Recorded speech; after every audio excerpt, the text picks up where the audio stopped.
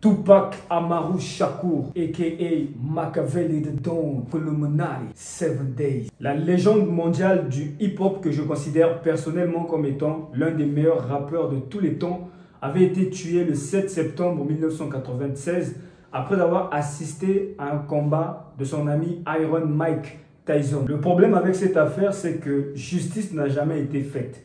Les meurtriers de Tupac n'ont jamais été connus officiellement jusqu'à il y a à peine quelques jours, soit 27 ans après. We are here today to announce the arrest of 60-year-old Dwayne Keith Davis, aka Keefy D, for the murder of Tupac Shakur. Je te propose d'en parler. Tupac, pour moi et pour tous ceux qui connaissent son histoire, n'était pas seulement un artiste, rappeur, acteur et poète. Il était avant tout un résistant, un militant, quelqu'un qui est né dans une famille de révolutionnaires. Toute sa carrière, il a lutté pour l'égalitarisme racial. Il a milité pour la cause des Noirs en Amérique. La lutte contre l'impérialisme s'intensifie en Afrique, mais Tupac, à son époque, faisait déjà partie de ce combat à sa manière. Il a été le fondateur et le leader charismatique du groupe légendaire The Outlaws, qu'il a fondé avec ses amis et frères, à qui il a donné à chacun le nom d'un leader anti-impérialiste de l'Afrique ou d'ailleurs. Dans ce groupe, il y avait Castro, en référence à Fidel Castro de Cuba. Dans ce même groupe, il y avait Kadhafi, en référence au guide libyen.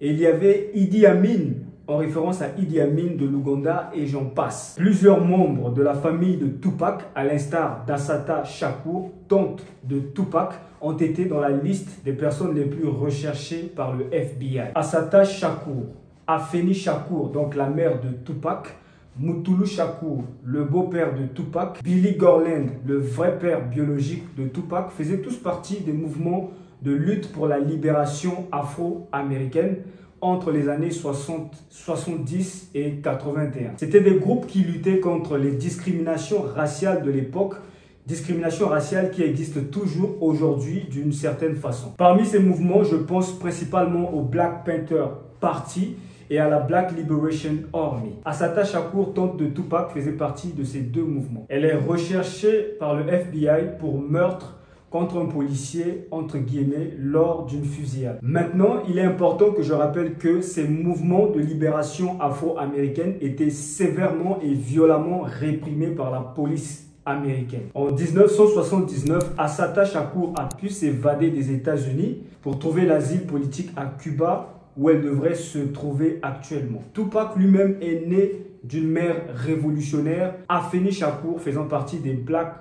Panthers. Le genre de femme qui disait « Je vais prendre mon arme pour défendre ma communauté.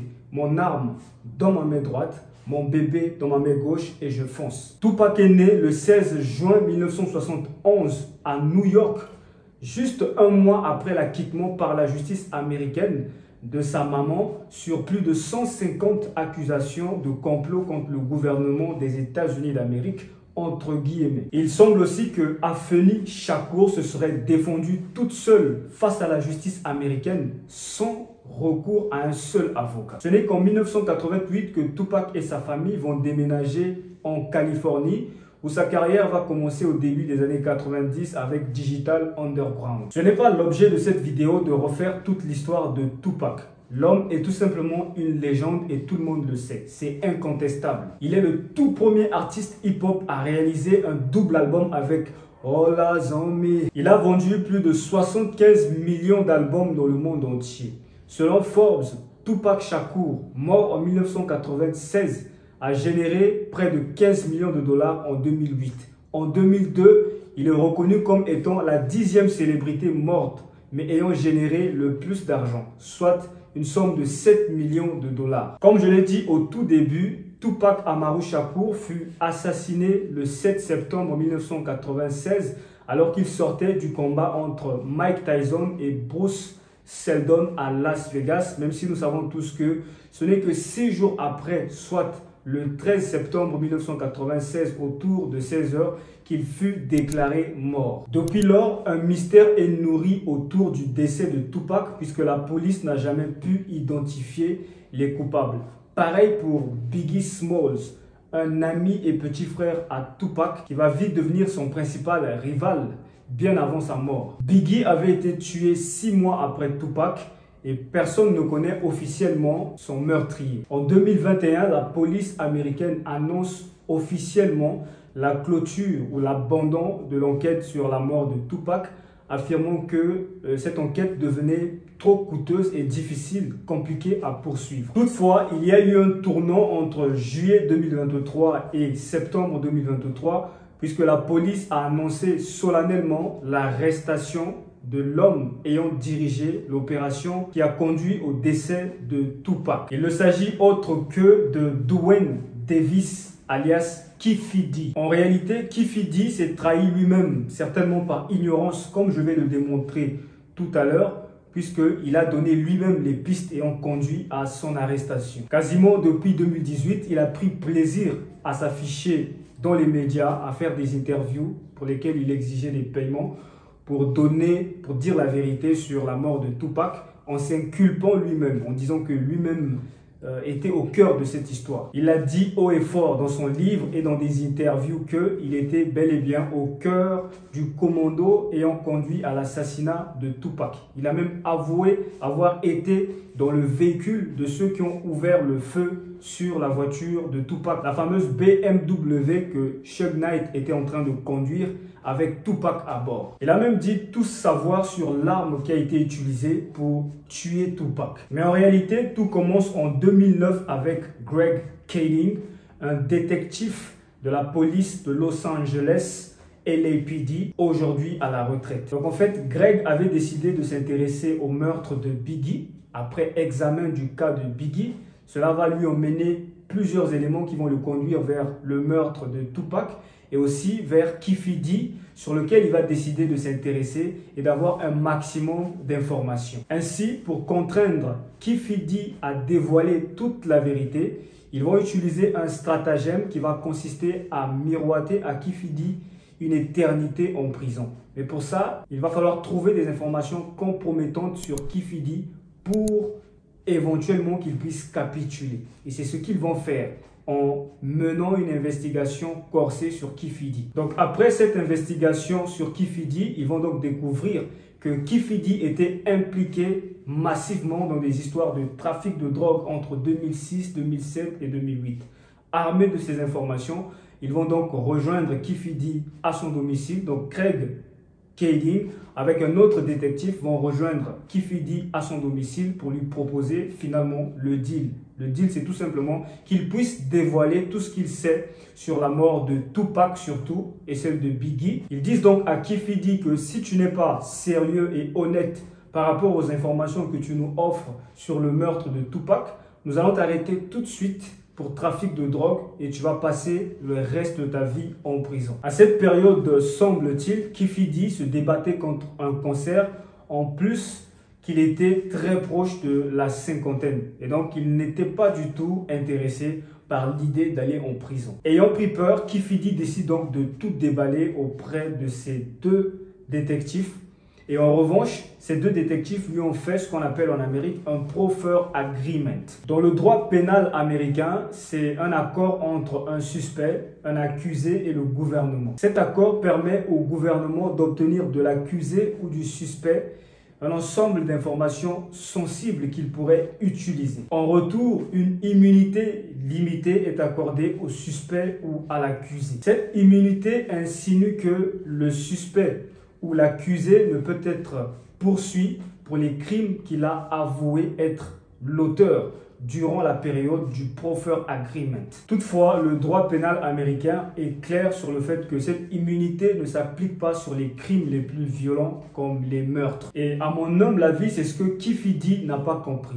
Il n'a pas compris du tout ce que ça veut dire réellement un proffer agreement. Il y a deux choses que la justice américaine peut t'offrir lorsque tu souhaites confesser sur des crimes que tu as commis. La première chose, c'est le proffer agreement qui empêche le suspect ou l'accusé d'être poursuivi pour les activités criminelles dont il reconnaît la culpabilité ou dont il reconnaît sa culpabilité. Et cela durant la période du proffer agreement. La deuxième chose, c'est l'accord d'immunité qui stipule que un accusé ou un suspect ne soit plus jamais poursuivi pour tous les crimes dont il a reconnu être coupable. Dans ce deuxième cas, le suspect peut se permettre d'aller n'importe où, en public, dans n'importe quel média, pour dire qu'il a commis tel ou tel autre crime sans jamais risquer d'être poursuivi un jour. Et c'est là toute la différence que Kifidi n'a pas saisi, puisqu'il a cru avoir été doté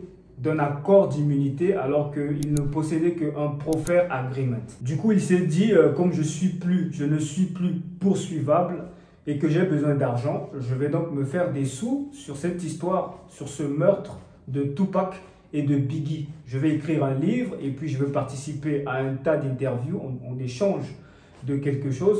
Comme ça, je me fais les poches, quoi. Et comme résultat de cette façon de voir les choses, il décide fin 2019 d'écrire un livre qu'il va intituler Compton Street Legend. Dans ce livre-là, il va dévoiler toute la vérité, tout ce qu'il sait, y compris sa propre responsabilité sur le meurtre de Tupac et le meurtre de Biggie. Par exemple, dans le livre, il révèle qu'il était dans la voiture où se trouvaient les assassins qui ont ouvert le feu sur Tupac. Il dit même tout savoir sur la provenance de l'arme qui a été utilisée pour fusiller Tupac. Et c'est justement à ce stade qu'il viole le proffer agreement qui ne l'épargnait que pour la période de 2009 où il avait fait ses aveux. Il a donc fait ce livre et il a décidé de commencer une série d'interviews. La première interview qu'il a faite, je crois, il est passé chez Vlad TV, où il a livré une interview choc, mais après il en a fait d'autres jusqu'à ce que son nom a commencé à buzzer sur Internet. Et c'est donc comme ça que grâce à toute cette documentation qu'il rend disponible de façon publique,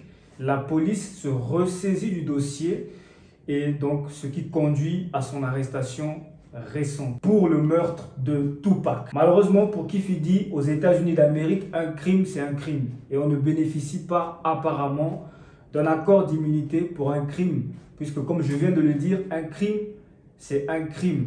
Un crime de meurtre est différent d'autres crimes comme le trafic de drogue, puisque dans certains États américains, le trafic de drogue peut être dispensé de toute poursuite judiciaire après l'écoulement d'un certain nombre d'années, ce qui n'est pas le cas pour un meurtre. C'est-à-dire que si vous avez pratiqué du trafic de drogue il y a 10 ans, eh bien, 10 ans passés, vous pouvez en parler à la télé sans risquer d'être poursuivi. Donc voilà un peu comment et pourquoi Kifidi a été arrêté pour le meurtre de Tupac. Maintenant, personnellement, je suis très curieux pour la suite parce que je me dis à ce stade que Kifidi, là où il est là-bas, il va balancer d'autres noms de personnes, de hautes personnalités qui sont concernées dans ces affaires de meurtre, notamment le meurtre de Tupac et de Biggie. Et quand on dit ça, beaucoup de gens pensent à P. Diddy par exemple. Et tout cela a raison puisque Kifidi lui-même a déjà dit dans ses nombreuses interviews que